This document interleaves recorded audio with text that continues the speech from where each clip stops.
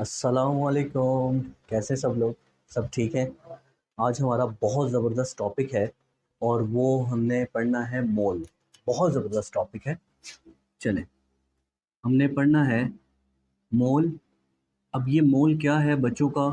बहुत ज़्यादा मसला होता है इसके साथ।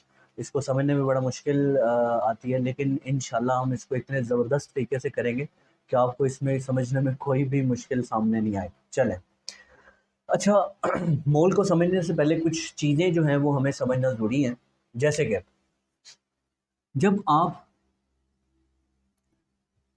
डज़न को देखते हैं, यानी कि दर्जन को देखते हैं, दर्जन को देखते हैं या लफ्ज़ दर्जन सामने आता है, तो हमारे पास ज़हन में 3 चीज़ें आती हैं। पहली, अंडे। दूसरी चीज़, संतरे या माल्टे कह लें। और तीसरी चीज़, केले। क्योंकि आम आम जब हम खरीदारी करने जाते हैं तो यही चीज़ें 3 जो हैं वो दर्जन के हिसाब से मिलती हैं। और हमें पता होता है कि दर्जन हमेशा इक्वल टू 12 हो। ठीक। इसी तरह जब हम सेंचुरी सेंचुरी वर्ड बोलते हैं तो इसका मतलब है 100। अब वो रन्स भी हो सकते हैं और वो ईयर्स भी हो सकते हैं। इसका मतलब है सेंचुरी जो है वो नंबर ऑफ नंबर्स को रिप्रेजेंट करता है जो कि 100 है। ठीक है। इसी तरह डजन नंबर को रिप्रेजेंट करता है, वो क्या है? 12। इसी तरह अगर हम अशरा, जैसे कि अशरा मतलब हम मुस्लिम कम्युनिटी में हैं, मुस्लिम कम्युनिटी बल्कि हम मुसलमान हैं, तो उस सूरत में अशरा का वर्ड हमें पता होगा। अशरा कहते हैं 10 को, क्योंकि रमज़ान का पहला अशरा, दूसरा अशरा और तीसरा अशरा, इस तरह करके हमारी बातें होती रहती हैं। तो अशरा में 10, इसका मतलब है अशरा 10 नंबर्स को रिप्रेजेंट करता है। ठीक हो गया। तो जैसे डजन 12 है, सेंचुरी 100 है, अशरा 10 को रिप्रेजेंट करता है, इसी तरह ये जो मोल है ये भी किसी चीज को रिप्रेजेंट करता है, यानी ये भी नंबर्स को रिप्रेजेंट करता है। अब देखो, इस डजन को तो नहीं पता कि मैं सिर्फ और सिर्फ अंडों के साथ आऊंगा, एग्स के साथ, या मैं सिर्फ किसके साथ आएंगे, ऑरेंजेस के साथ। क्या इसको पता है कि ये सिर्फ अंडों के साथ आएगा या ऑरेंजेस के साथ? नहीं पता ना। ये सिर्फ एक नंबर है। इसी तरह मोल भी एक नंबर है, लेकिन फर्क सिर्फ इतना है, ये वो नंबर है जो डेली डेली आम जो आम दिनों में हमारा जिनके साथ सामना होता है, इसलिए ये हमें ऑड ऑकवर्ड नहीं लगते। लेकिन क्योंकि मोल का सामना हमारा डेली लाइफ में नहीं होता है, इसलिए ये हमारे लिए हार्ड टू अंडरस्टैंड होता है। हम इसको ज़रा अजीब समझते हैं। ठीक है। तो मोल फिर किसके इक्वल हुआ? मोल इक्वल है 6.02 10 टाइम्स 23 किसके? पार्टिकल्स के लिए। और ये वैल्यू किसके लिए इस्तेमाल होती है? ये वैल्यू इस्तेमाल होती है माइक्रोस्कोपिक पार्टिकल्स के लिए। Microscopic particles. अब माइक्रोस्कोपिक पार्टिकल में हमारे पास क्या आते हैं? इलेक्ट्रॉन्स आ जाते हैं, प्रोटॉन्स आ जाते हैं, न्यूट्रॉन्स आ जाते हैं। इसके अलावा हमारे पास एटम आ जाते हैं, आइंस आ जाते हैं। इसके अलावा मॉलिक्यूल्स और फार्मूला यूनिट, आखिर में फार्मूला यूनिट वगैरह वगैरह, ये सब चीज़ें हमारे पास माइक्रोस्कोपिक पार्टिकल में आ जाते हैं। तो इसका मतलब है, अगर मैं कहता हूं कि 1 दर्जन अंडे, इसका मतलब है मेरी मुराद है 12 अंडे। अगर मैं कहता हूं 1 दर्जन माल्टे, तो मेरी मुराद क्या है? 12 संतरे। अगर अगर मैं कहता हूं 1 दर्जन लड़कियां, तो इसका मतलब है मेरी मुराद क्या है? 12 लड़कियां। इसी तरह जब कभी मैं कहूंगा 1 मोल अंडे, मैं मिसाल दे रहा हूं, 1 मोल अंडे, तो इसका मतलब है अंडे कितने होंगे? इतने। अगर मैं कहूं 1 मोल लड़कियां, तो इसका मतलब है लड़कियां कितनी होंगी? इतनी। 1 मोल लड़के, तो इसका मतलब लड़के कितने होंगे? इतने। तो जिस तरह हम इसको 12 के करीब रखते हैं, तो फिर हम इसको भी किसके? 6.02 10 टाइम्स 23 एवोगैड्रोज नंबर, इसको एवोगैड्रोज नंबर कहते हैं, तो हम इसके इक्वल इसको रखते हैं। ठीक है भाई, बात समझ में आई है? बिल्कुल आई होगी इंशाल्लाह।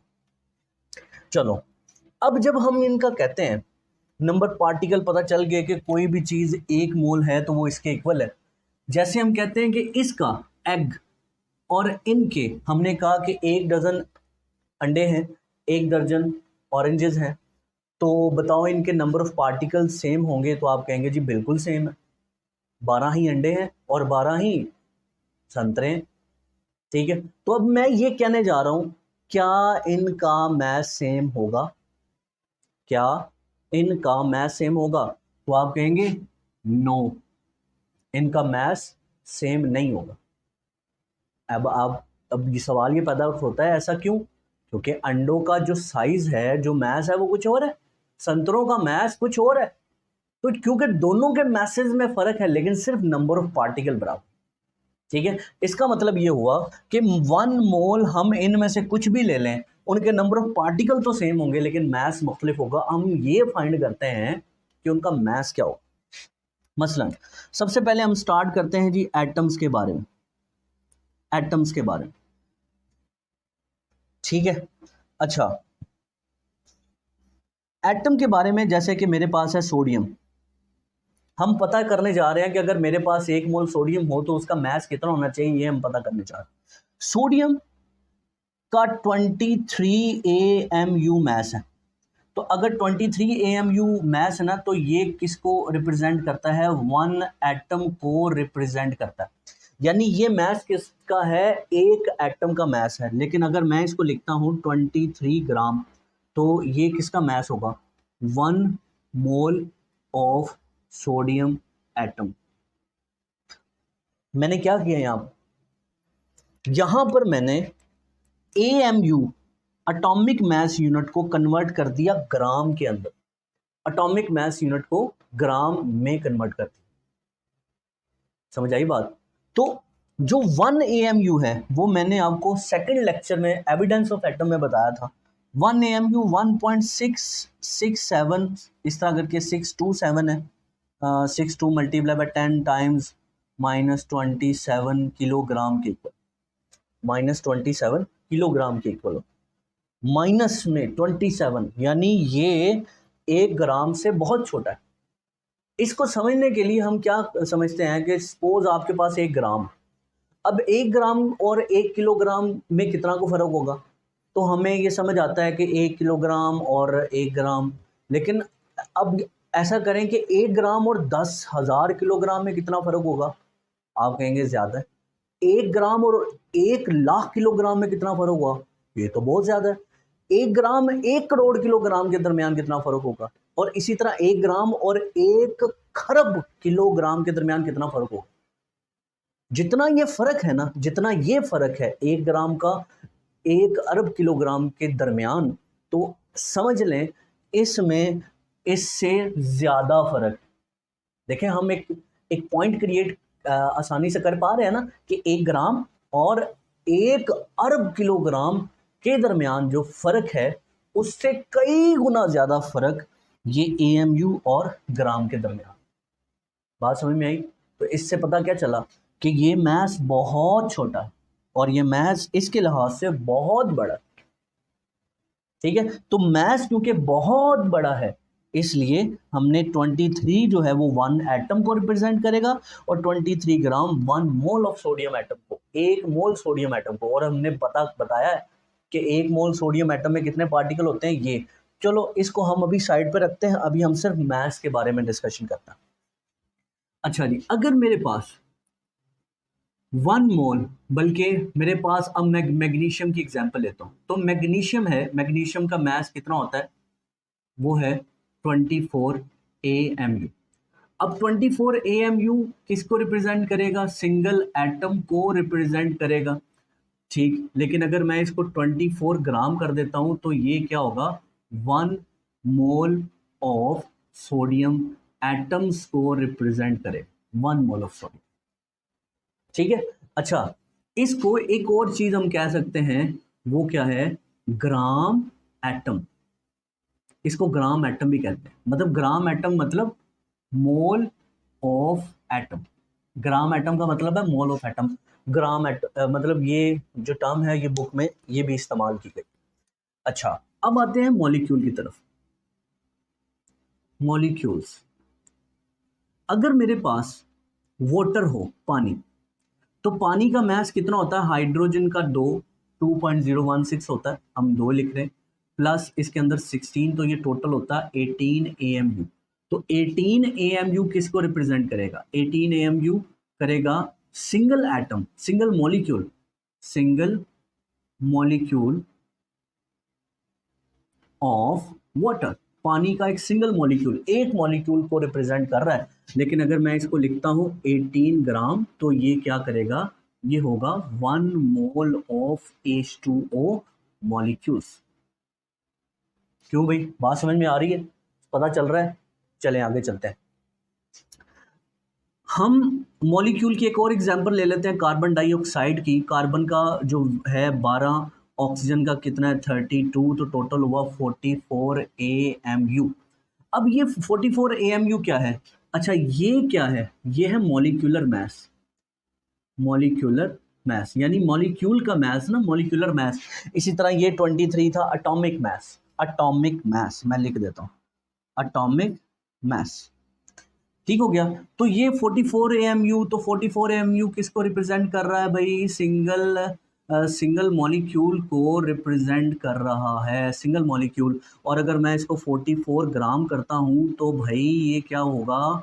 ये हो जाएगा 1 मोल ऑफ CO2। चलो जल्दी से अब आइंस की तरफ चलते हैं, आइंस की तरफ। आइंस, अगर मेरे पास क्या हो Na पॉजिटिव, तो Na पॉजिटिव का मुझे बताओ एटॉमिक मास क्या होगा? तो इस जहन में रखना, चाहे आयन हो चाहे सोडियम एटम हो, मास उसका 23 रहे, क्योंकि नंबर ऑफ प्रोटॉन और न्यूट्रॉन में तो कोई फर्क नहीं आता ना। तो ये है जी 23 AMU। तो 23 AMU के साथ ये किसको रिप्रेजेंट करेगा? जाहिर बात है सिंगल एटम को रिप्रेजेंट करेगा, सिंगल आयन को रिप्रेजेंट करेगा। और इसी तरह 23 ग्राम किसको? मोल का मास होगा। अच्छा, जैसे मैंने यहां पर कहा था कि ग्राम एटम है, तो इसको ग्राम मॉलिक्यूल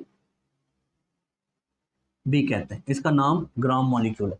इसी तरह इसका जो नाम होगा वो है ग्राम आयन। लो ये ग्राम आयन है। तो इसके बाद मुझे क्या लिखना है? Formula unit. फॉर्मूला यूनिट मैं अभी बताता हूँ कि फॉर्मूला यूनिट और मॉलिक्यूल में क्या फ़र्क होता है, ये हम बात करते हैं। मेरे पास फॉर्मूला यूनिट है NaCl, सोडियम क्लोराइड। ठीक है, तो सोडियम का 23, सोडियम क्लोरीन का 35.5, 58.5 AMU। तो ये क्या है? Single formula unit. और 58.5 ग्राम किसको? मोल को रिप्रेजेंट करेगा, मोल ऑफ फार्मूला यूनिट। तो हम इसको क्या ये भी कह सकते हैं? ग्राम फार्मूला यूनिट। इसको ग्राम फार्मूला यूनिट यानी कि मोल, ग्राम फार्मूला यूनिट को हम मोल कहते हैं।